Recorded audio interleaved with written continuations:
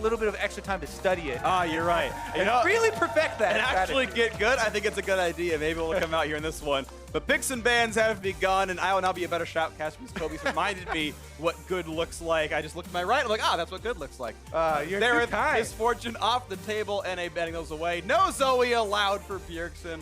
What a surprise, no Ornn either, as that remains a omnipresent red side ban. By the way, for everyone at home, if Phreak ever compliments you, assume he's being sarcastic, because he probably is.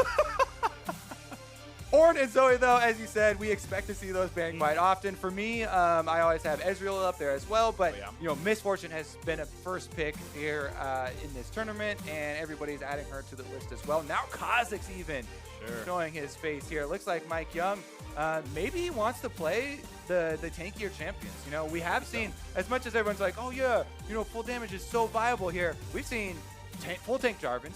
They've been building full tank. We've seen Sejuani's, we've seen the Gragas's, so you know, definitely still tanky jungler is extremely useful, especially if you've got somebody in the top lane like Hauntzer who likes to play very aggressive champions. And Jayce, it looks like it is actually locked here already. First pick NA Jayce. Oh gosh, it's first pick NA Jayce. Good luck North America.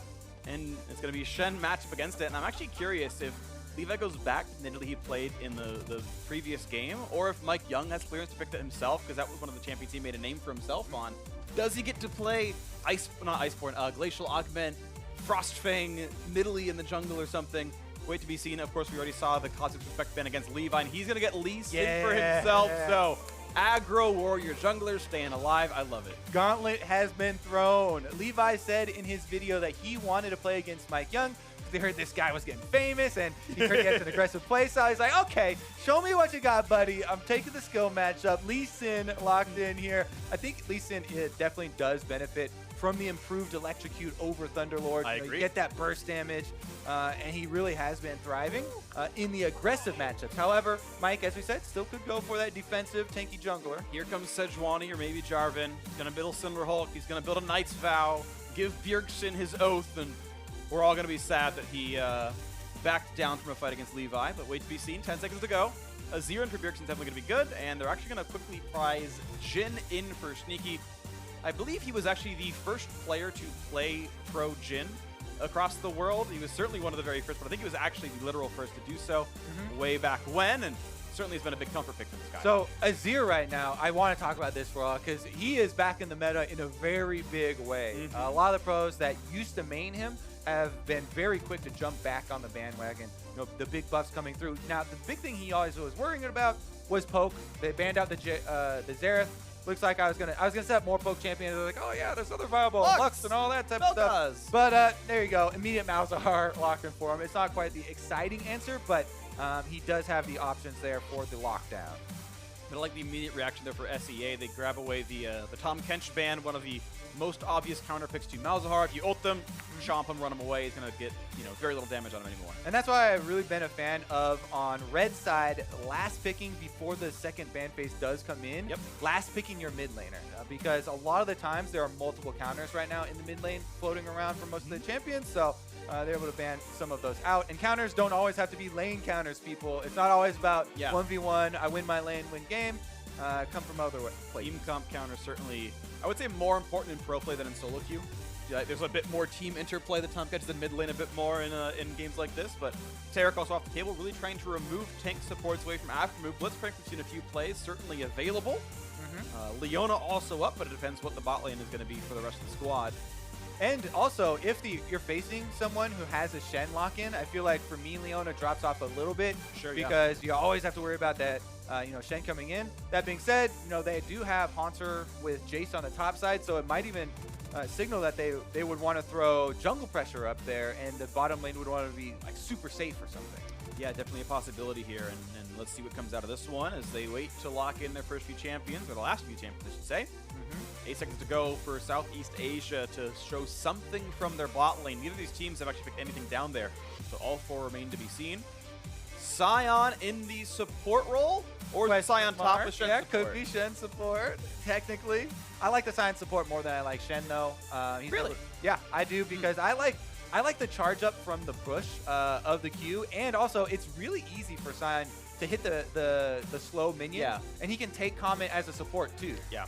Shen, not so much with the Comet. I really do like double Comets in the bottom lane as well. So yeah, I like him a bit more from the support role. Shen feels like he's a punching bag. I'll give the argument for Shen in that if you're like not against like Alistar, yeah, his all-in's really good. Yeah. You get the taunt, you get Aftershock, you land the 3 Q hits, it's pretty good. But yeah, I think you're right. End of the day, it's probably Sion bot lane, Shen top. We'll see what comes through in this one. Is Alistar. Ooh, he's got the thing, and for some reason I didn't read champ select at all. Of course, Jhin was locked in already, so they needed a jungler for MikeYeung, and he grabs the Land Shark here. The Rek'Sai coming through, and we'll see if it's Warrior or Cinderhulk. I am still hoping it's Warrior. All right, things I'm looking for here with MikeYeung. Interrupting Lee Sin dashes. Yeah. We talked about Gauntlet being thrown by Levi, and MikeYeung takes a second to pause. Think about it. It's like, yes, I will accept.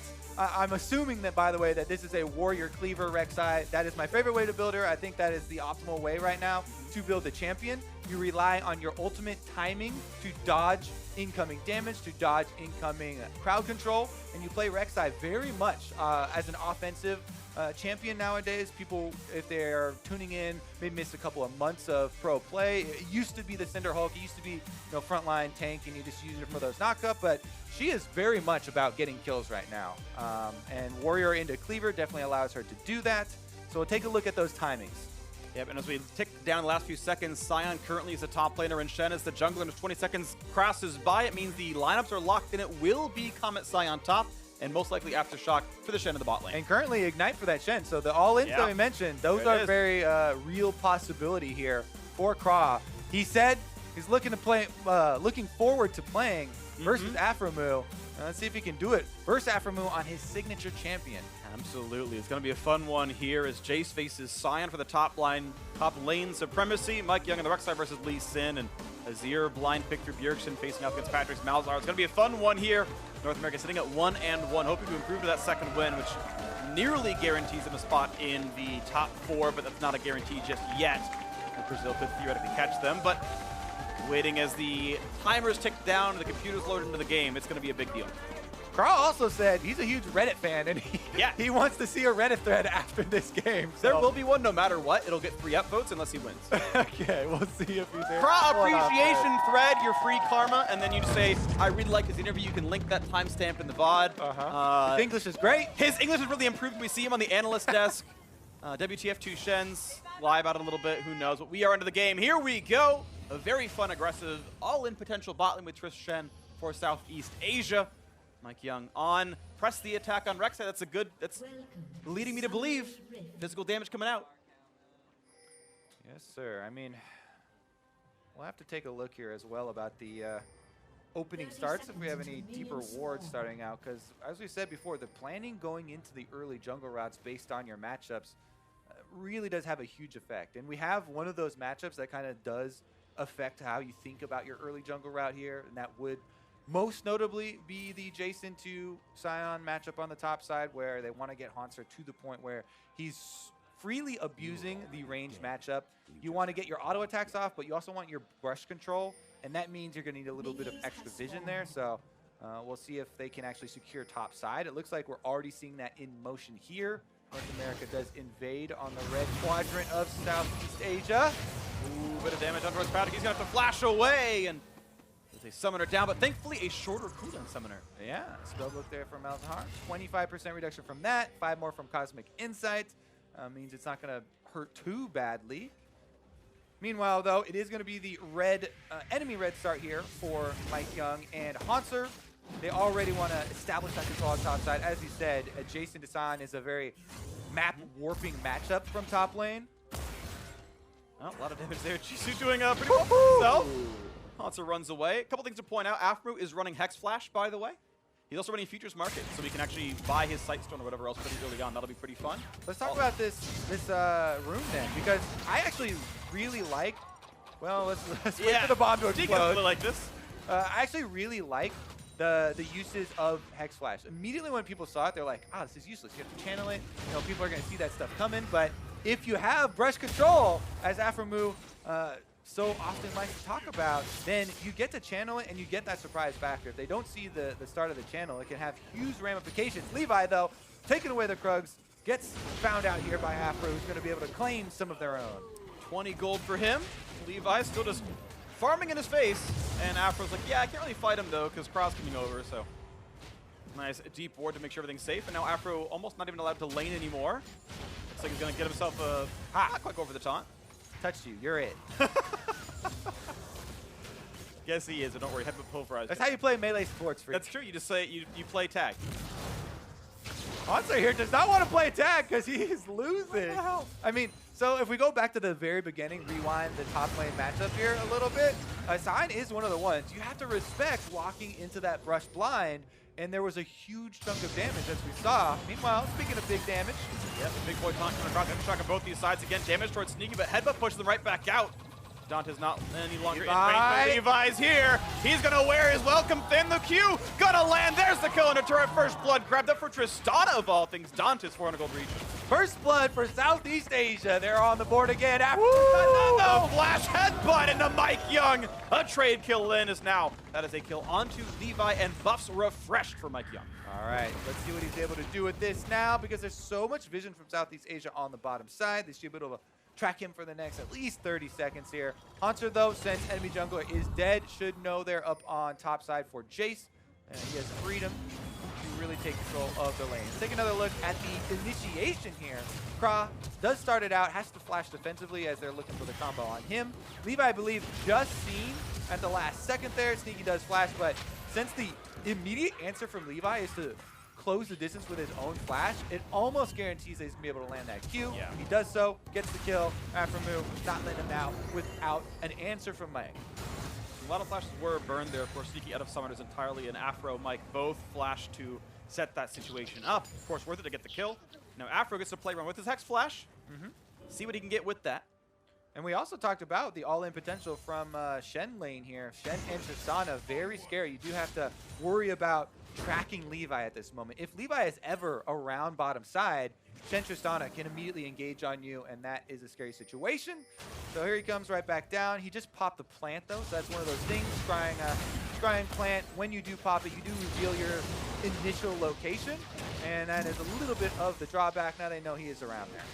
Yeah, so after we went back to base and bought boots and Ruby Crystal, he could have gone into debt and bought a Sight Stone instead, chose not to go into debt yet. But instead just has a bit more move speed, and a bit more durability. As Sneaky's going to ward, make sure his red buff stays safe when it respawns, but suddenly a taunt is here, and Aphromoo going to run out of health a little bit. Aftershock gets him a bit of time as he keeps running away, and he should survive that explosive charge. Yeah, you got to respect that, as we said. Levi, he popped the plant, they knew he was around bottom side, and the all-in potential from Tristana Shen, you really have to respect that. Aphromoo does take a lot of damage for that face check, and I see no reason for Levi to leave the bottom lane. He's got a control ward down there, and he's still camping. MikeYeung, top side though, what's the answer? There you go, Jisu taking quite a bit of damage on a half HP. MikeYeung does not have flash, but Hauntzer looking for the knockback, push them towards the wall, and now Jisu has to kite the other way around. But look at the damage output. Jayce doing work right now against Sion here. A few more attacks to come in. Azir was pushed in. A nice flash getting away from the skies, but one more auto would do him in. The shield of Hauntzer does not have any mana left. The stun going to come in as well. Let's go! A few more seconds. One more snipe comes in, and just barely MikeYeung does something to get the kill to come through. But look at that first turret for bot lane, Southeast Asia, up 1,000 gold. Yeah, what are these NA clowns doing? The objectives there for Southeast Asia. They are able to focus that down. First turret gold is a huge bonus, and they're able to capitalize as well. So they got first blood bonus plus first turret bonus. It's sitting pretty here. Oh, the flash ult coming across. Levi goes for the Q as well. Plenty of damage to be had here. A nice knockback for Bjergsen. The flash is chased in, though. Do they have the damage? It's close. The explosive charge should not be enough. 100 HP left. Bjergsen gets out, putting 2 summoners on an ultimate. All right, let's see what they're able to do with the recover here from North America. As Sneaky's pushing out the bomb side, MikeYeung will shift up through his jungle. No, he is tracking the entire time, and Southeast Asia get to reset after the large amount of gold they were able to accrue. See, they can keep this one going then. Of course, one thing I want to point out with the runes is there's about twice as many zombie warriors as the previous game. In EU versus Turkey was just the junglers, but both Hauntzer and Kra, I believe, are running zombie ward themselves, so a lot more vision will be in this game. Yeah, it's such a snowballing mastery, and I really love if you have that.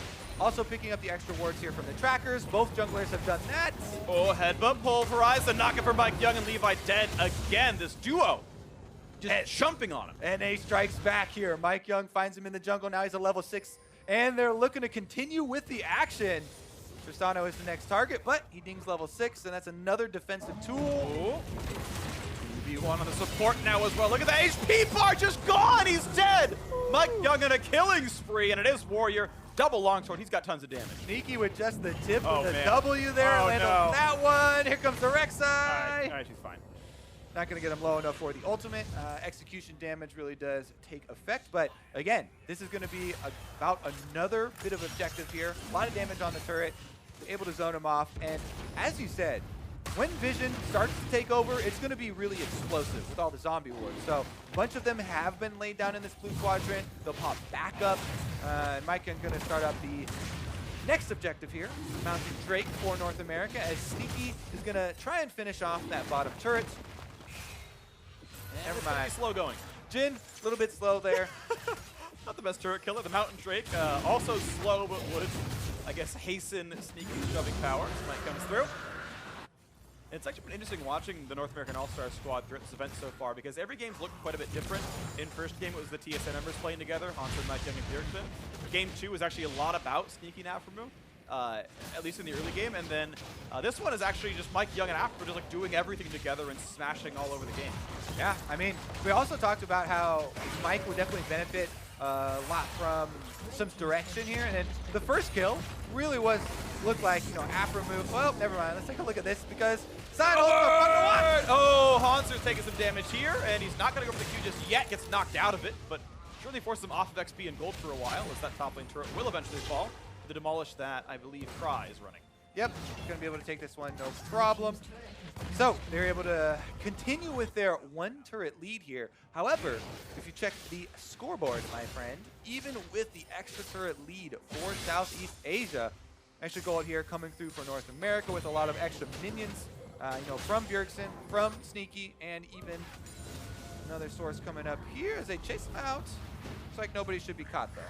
Yeah, potential 3v2, but with the good wards coming already from Kra, they're just fine, so no gank to be had from the roaming duo of MikeYeung and Aphromoo. Hauntzer's getting minion waves cleared away. Down CS, down his turret, but has at least a kill for himself. We'll see if anything comes out of NA Jayce a bit later on. Patrick easily clears the minions away and looks for his next objective. And the next objective probably should just be, you know, a bit of caution here, as everybody else on the team has recalled. We talked so many times about multiple points of pressure. You really do want to sync up when they're going for offensive moves, right? If 4 members of your team are buying and you just pushed up your lane, best to actually also look to go, you know, purchase or even place defensive vision or something. So he's not going to overextend there, and they do just regroup. A little bit of a different lane allocation here. Patrick, with the spellbook that we talked about, is going with the heal and flash currently. Has to go back to base if he does want to change those. Wait to be seen. Did start with TP, yeah, and he's got 1 extra mark now as a result of it being 8 minutes into the game. So far, no changes. Has his stopwatch ready in case there's shenanigans from his opponents. Waiting otherwise for the next moves here. Jisu Sion in this bot jungle. Hauntzer staying at a turret for a lot of this game. He has been very much pushed back so far. At some point, we'll be able to group and go for some siege, some poke, but that time is not now. Bjergsen keeps the mid lane under control, and Sneaky remains on the top side of the map instead. So not completely typical lane assignments. Oftentimes you see the dual lane, the marksman and co run to mid, but Bjergsen holding mid for now. Yeah, and it is, you've talked about the timing. The times are a little bit weird with a support Shen because, you know, we're almost 12 minutes into the game. That's when the level 6 start to near, but he still hasn't gotten it quite yet. Here comes Levi, though, to try and help out Jisu. And he wants to dive this one. Hauntzer a bit alone now, kicked back. The Qs are all going to land a flash to buy some time. Oh! One more kick will do him in the flash to follow, but it is a trade kill. Hauntzer did the best he could in a 1v2. And the headbelt pulverized into the top side. The knockups are there. Quick pop of the hourglass, and Patrick going to survive for a little bit longer. He'll get to through this wave, but now Sneaky to take some shots. Lands one, does not land many of the rest. The chase now in for MikeYeung. Patrick staying alive for longer. No mana for a pulverize, and Aphro dives under the turret going too aggressively. Yeah, he still had the heal there for Patrick, and he's able to heal right back up. So North America foiled in their tower dive on the opposite side. Bjergsen wants to clean up, though. It's a bit of damage, 200 HP, and Patrick has no way out, but the teleport coming in for Jisu to keep the team alive, and looks like he will be enough to stop the pressure. What do you have for him? That supports Shen, as he said, level 6 coming on live, 12-something minutes into the game, catch you off guard, and that is enough to turn it around. Usually whenever you make this play on the bottom side, you know, they commit their top laner and their jungler, you would think the obvious counter for North America would be make a play on the opposite side of the map. So here's the initial play. Southeast Asia, yeah, they've got 2 guys down bottom here, and they want to answer, but Shen turns everything around. Here we go, though. This is another look. Levi, you always want to start out with your kick in scenarios like this for Lee Sin so you can guarantee landing your Q afterwards. But even so, they didn't have enough damage, so he had to flash back in, and the kill was given back over to Hauntzer. Meanwhile, part number 2, Phreak. Yeah, this is the tower dive. Yeah, and Aphromoo actually pulverized a bit early. The mouse pass was still on, and the re-engage, you think they have the damage up, but the heal used right as Aphromoo headbutts in, and I'm not sure if he thought it was enough before pulverize, if he thought he had pulverize still available, but doesn't land the second part of the spell, and it was just a too aggressive dive for North America the first game for Aphromoo. Looking for Hauntzer. We talked about trying to all push at the same time. Hauntzer's the lone extended member of TSM. But it looks like he just wants to go forward. He's going to give him a little bit of a run around. Buy as much time as he can, kill the minions off. And now, can they even catch up at this one as Kra's here? Answer is likely yes. Levi and Kra going to make this one after the taunt. Oh, nice juke backwards to not be taunted. Gets the move speed. The jump toward to buy a bit more time. Now Dantiz also here, and there is no way out for Hauntzer. Goodbye. He falls down. Levi getting his second kill of the game. Levi getting some more cash there for the Lee Sin. Could do some more damage. He can also build into a cleaver if he so pleases. A lot of times, though, we'll see fairly defensive builds. And MikeYeung can't be going cleaver second because it doesn't build out of 2 longswords. So it's a lethality or a team out of some kind. Either way, it's going to be pretty fun. All right, looks like we're going to have the Rift Herald going over to NA unless there's some crazy steal. Southeast Asia, though, taking out the turrets. He's going to grab the eye for himself. He's not going to leave eye around. That would be silly. That's what the other jungler would do, and that was terrible. Bjergsen going to push in the mid lane, looking for the Rift Herald to push that one in. This actually be a decent time. No one's defending. This is an Infernal Drake, though. Remember, the Sion teleport was already used on that bottom side to get over there. So Southeast Asia need to call Jisu down. He can use the Sion ultimate through the river and kind of announce his arrival that way. Yeah. So North America are going to have to cover their rear here. They're trying to cut off some of these entry points. Squad plays for ward control. North America leaving the ward for someone else to hit, I guess.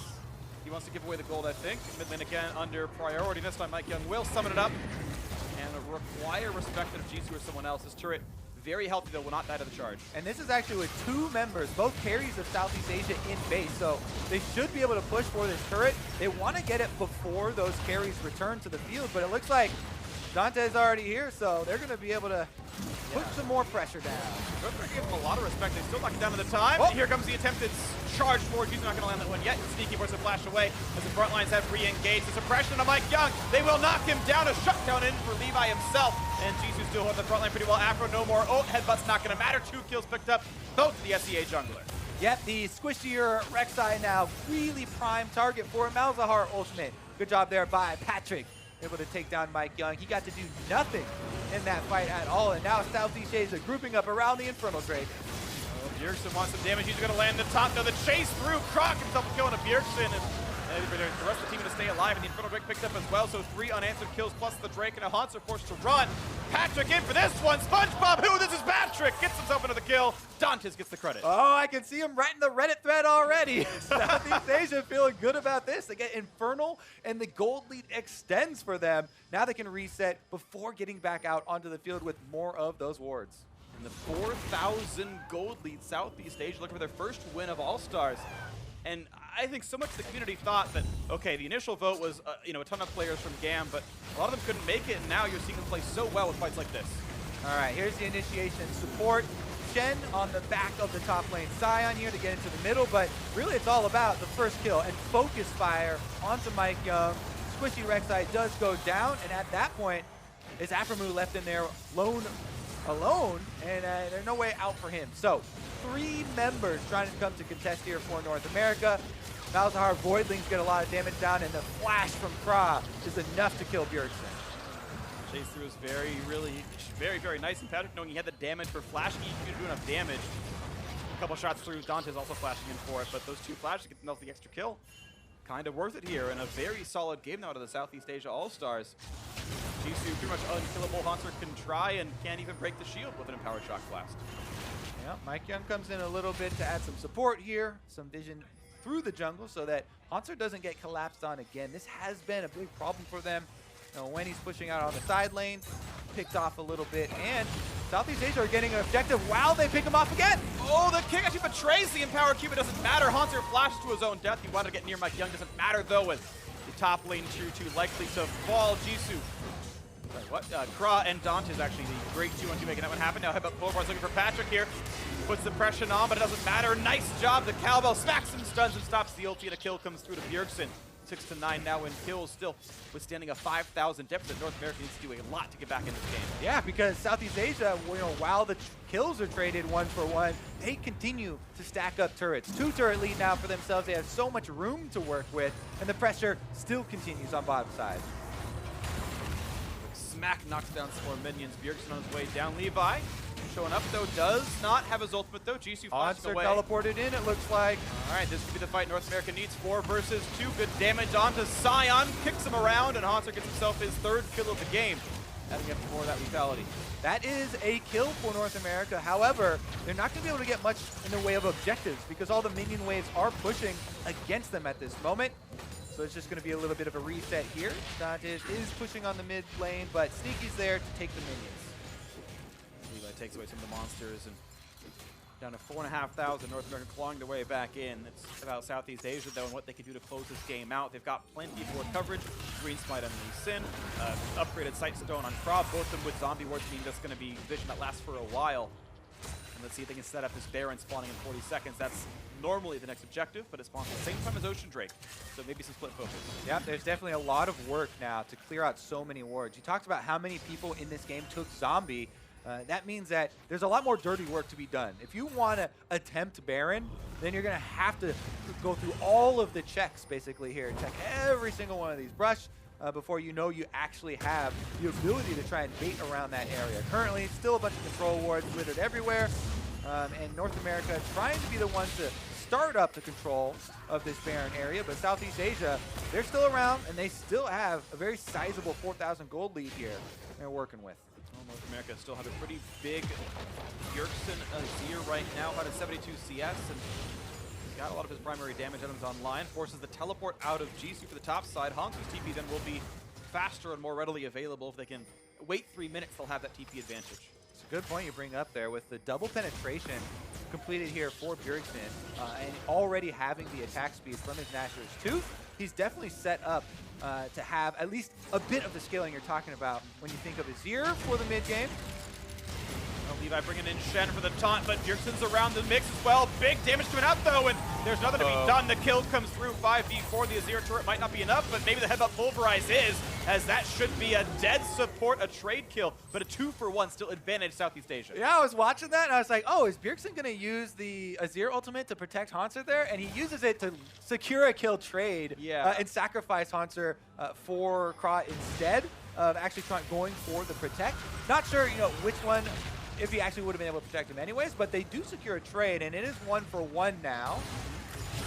The pick on MikeYeung, I think Patrick got him with an ultimate in the jungle, so that's a 2-for-1 actually. Rek'Sai. Yeah, MikeYeung was kind of off screen on that one, but I saw the death timer, so still a great pick by the rest of Southeast Asia, and that means they do have Baron control for themselves, and you can see the ward coverage right now over that Baron pit is very, very little for North America. Let's take another look at it then. All right, so this is the beginning. Saw this one with Hauntzer on the top side. Levi goes in. He's going to have the Shen on top of him. His Lee Sin goes for the ward hop to keep distance. Then they get the Shen ultimate. Bjergsen raises the tower, so you can see his first thought is like, all right, we're baiting them in here. We're going to be able to get some kills. Maybe they were looking for 2 kills in exchange for 1 there, but raises the turret, ults him back into it, and they do find 1.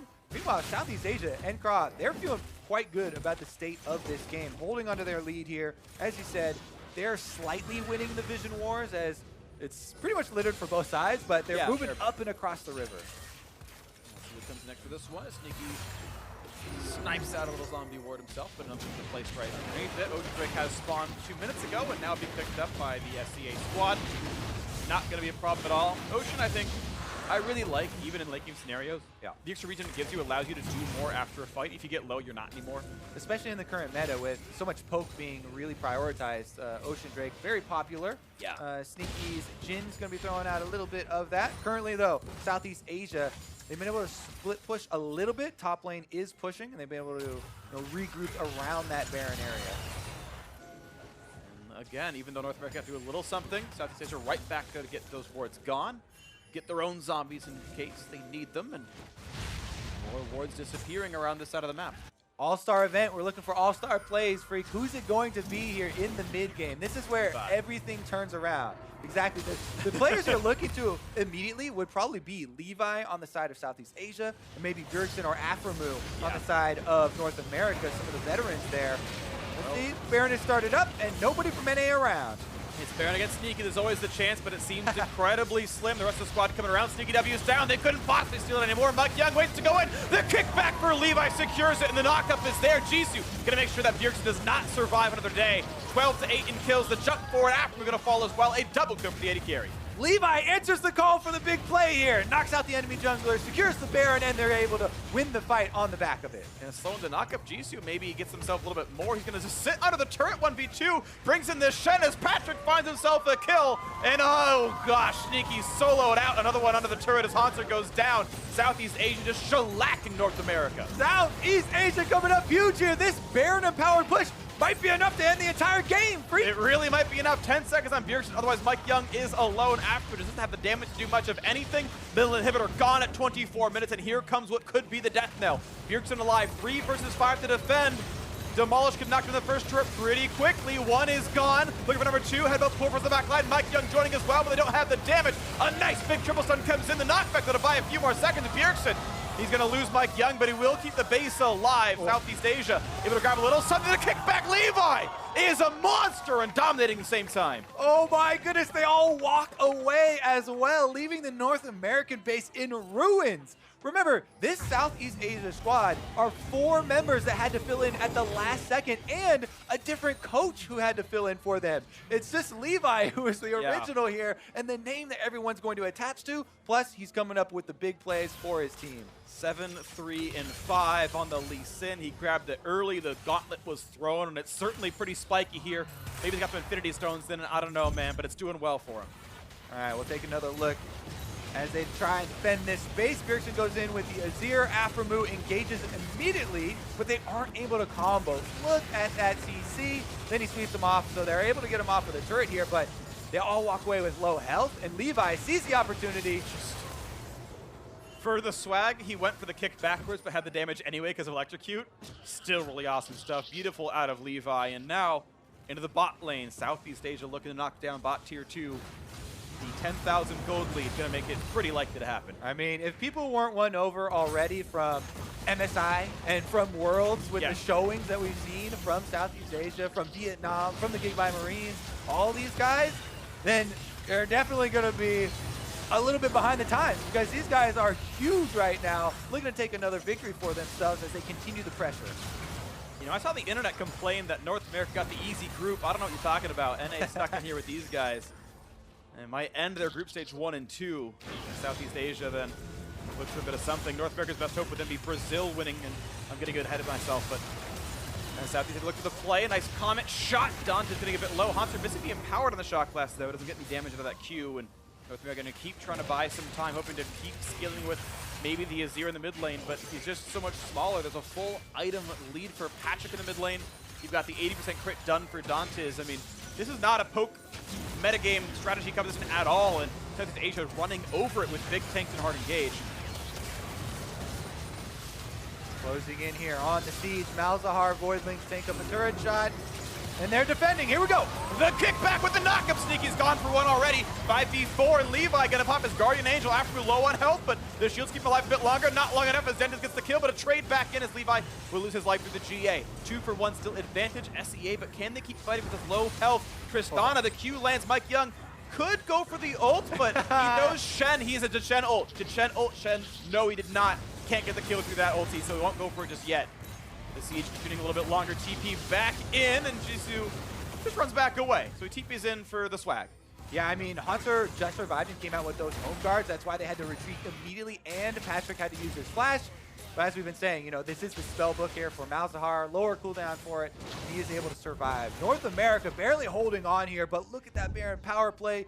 Huge leads for Southeast Asia across the board. All right, let's take another look at how it started out. Levi knows that he has a Guardian Angel, so he's happy to tank up the turret and start off the play. Exchanging his GA for one of the carries of North America. They take down Sneaky at the very beginning, which allows them, you know, to pull this off. But even with the GA, Bjergsen takes him down right after he got back up. Yeah. Still, 10-kill lead Southeast Asia. Their lead 10,000 up in this one.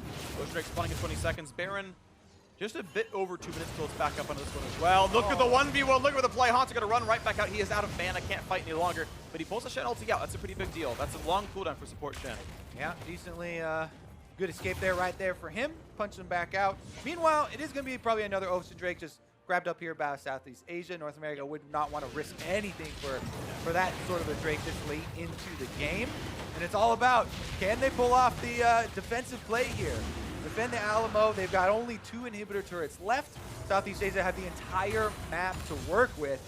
And Baron, 1 minute and 50 seconds left before spawn. All right. That's going to be the big timer then. North America have that countdown, 138 and going. Oh, the knock-up on a 2. They catch up Hauntzer. The stun is there. Q's going to land, and Dantiz getting himself the kill on this one. And now the ulti back across turns him just to mush as Rek'Sai is gone. 2 for 0. An easy pickup there. Southeast Asia now ready to siege 5 versus 3. Hauntzer goes for the minions right there and gets tagged immediately. Jisu's going to ultimate afterwards. Can they do it though? Bjergsen puts up the wall. Looking for the snipes, looking for the shots on a Levi as well. Good damage, but kicks him right back in though. The turret's got aggro, but Levi's staying alive. Try making it happen as another 2 come in. And it's Aphro and Sneaky left alone. Make it only Sneaky now. 1 versus 5. There's no chance to hold on to this one under 30 minutes. On to the final Nexus turret, and the Southeast Asian All-Stars improved to 1-1, and they've got a battle with Brazil and a shot at destiny in the next game. Dantiz finishes 7-0-8 on the Tristana. Huge carry for the team. Levi creating plays left and right for them, constantly going in, and what a success story here for them, taking down North America and looking like a pretty good chance here in the group now. Top comment of the Reddit thread, now the battle is name a more iconic duo, Bjergsen and failing to developing regions of the group stage, but either way, beautiful stuff out of these squads. I mean, the level of play that continues to improve and rise throughout League of Legends. I remember the years ago, you'd call these squads joke teams, but time and again, you're seeing these teams step up, play against some of the best players in the world, and impress while doing so. Such an exciting one to watch here. Now we got to, look forward in this group as well. How are they going to finish out the day? All right, more surprise picks will be on the way. We've seen a couple more interesting things. This one wasn't really surprised though. This was Levi going back to one of the champions we originally were impressed with him from, all the way back at MSI as Lee Sin. Now it's even stronger there with the improved electrocute. Yep. And he was able to convert. The really important match now in this group is the Brazil versus Southeast Asia game. If Brazil wins, 3 teams at 1 and 2, and you have the shootout tiebreaker to figure out who's man of the group after all. Otherwise, though, you've got a really decent chance that there's actually a shot that China and SEA both go 2-1. If you can get the upset win over China at that point, and then that's also a shootout for first place. Yep. But Southeast Asia, either way, destiny in their hands. If they beat Brazil, they're in as a top 2 team. They're making it to that top 4 overall on the bracket stage, and they'll face off someone difficult. But a great showing for them so far to get that win over the North American LCS. And again, that battle with Brazil is the all-important one now for this group. Yeah, everybody going to be looking forward to that one. Definitely also still have a chance, as you said, North America will be represented in the 1v1s. Bjergsen's still in it at least. That's true. Bjergsen can make that happen. And maybe he can, again, if we have the tiebreaker, he can be doubly effective by winning the shootout tiebreaker. Just a lot of fun things certainly available here in this one. And look, credit goes to everyone. Obviously, Levi was the name everyone knew. You mentioned it before, right? A great player on the Lee Sin. But you mentioned the perfect game, the 15-0 KDA out of the Tristana, out of Dantiz. Really, really good stuff. And it is a team that played the other style, right? It was not a poke team. They went hard engage, a crit marksman, right? Malzahar in the mid lane, no tank jungler. And the hard engage worked. The Sion just barraged into the lanes, got the ulti across, and they played a different style than the meta, and they smashed North America with it. Definitely successful. More to come for them. Yeah, so let's hear more about that Southeast Asia win by singing it to Pastry Time and their victorious support. Hey guys, thank you very much. I'm here with Kra from Southeast Asia. Incredible upset win versus North America. What were your expectations moving into that game? Basically, we've been losing every scrim, so I think deep down everyone was expecting to lose. But before the game, we just said, okay, let's just play solo queue style, and yeah, it worked. Certainly did, and I know that you're a pretty big fan of Aphromoo, of course, the support you played against here in this match. What are your thoughts about playing against a player like that, someone you've looked up to for quite a while? Going to the game, I was feeling a bit nervous, but at level 1, I managed to outtrade Sneaky quite hard. So the godlike complex I have of that was gone after that. I was just thinking like, okay, these guys are actually not that hard. So yeah, just going on them. Just going on them, yeah. Certainly did work out, and of course, I know you're actually a big Redditor. You love to check the forums. I have a feeling there's going to be a pretty highly upvoted thread after that match. What do you hope Reddit says about you guys after this win?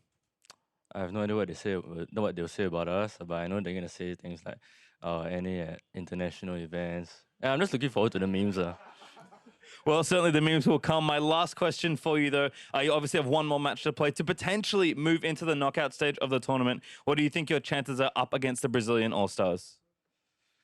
Chances against Brazilian All-Stars. Our morale's pretty high now, so I say our chances are 60-40. Yeah, 60-40. Okay, well, congratulations, and thank you so much again for the interview. Don't go too far away, guys. We'll be back with a commercial break, and I'll hit up with 2 members from the North American All-Stars.